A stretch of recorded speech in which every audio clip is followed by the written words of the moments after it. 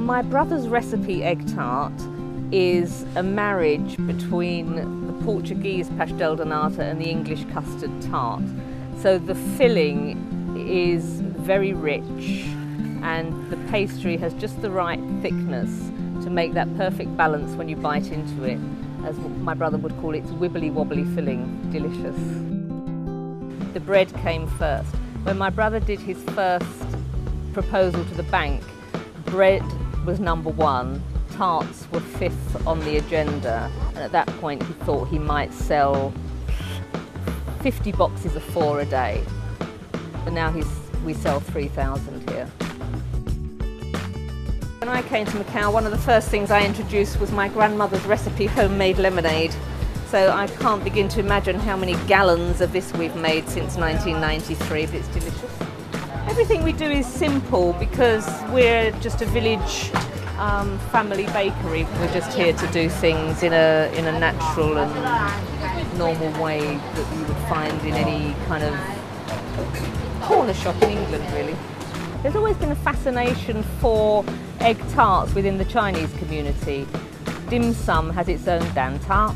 So when Andrew introduced his Portuguese style egg tart, the Chinese were immediately fascinated by the fact that there was another version of their tart. It has become a tourist icon. It started cranking up in the mid-90s when Hong Kong travellers started coming across to Macau and realising that there were these famous little tarts and they'd take them back for their friends. So then the Hong Kong press started writing about us, and then eventually my brother decided to franchise into Hong Kong in '98, and that caused egg tart fever, if you like, when you would suddenly see copycat egg tart shops on every corner. So it was really the imitators that fed this whole idea, and then people would realise that the original came from Macau. The secret's not so much in the recipe these days. I think the secret's out. The secret is in the quality control points along the line and the passion. If you don't have the passion, you're never going to follow the quality control, because for you it's just going to be about money. For us, it's about perfection from the very first stage right through to the end. To me, when I look at a tray of tarts, if one of them's not perfect, it doesn't get sold. We don't want to get any bigger. When you get too big, you lose the quality. This is a nice tranquil little part of Eileens village. A secret hideaway. The lifestyle here is laid back, the people are friendly, the villagers accept us and we love them. There's just something beautiful about stepping out of your house at 7 o'clock in the morning and seeing all the ladies in the village square doing their Tai Chi, and I speak to them in my pidgin Chinese, and there's everything you need here. Small shops, little restaurants, little drinking holes.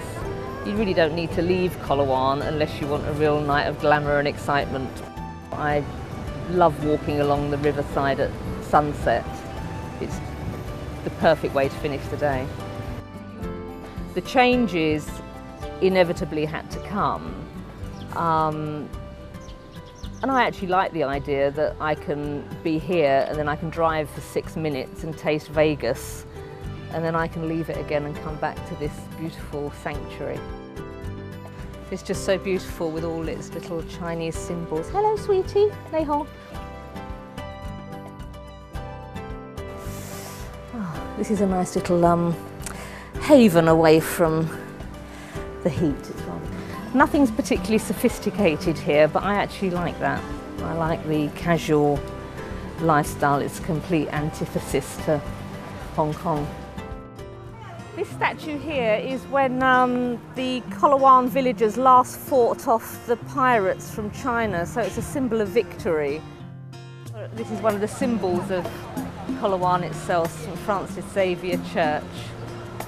It's my favourite restaurant in the village. My brother always used to sit in this chair at the end of every day's business, reading his newspaper, having a glass of wine. I'd come in and join him. Perfect end to the day. I always feel honoured to live in the village because I've been accepted by the people here, and for me that's a huge honour. I'm content here and I'm content with my life, and those things are important to achieve, and I'm very lucky to have reached that point.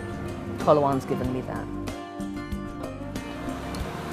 I hope you enjoyed visiting Colowan with me, and I hope that one day I'll be able to welcome you to the village.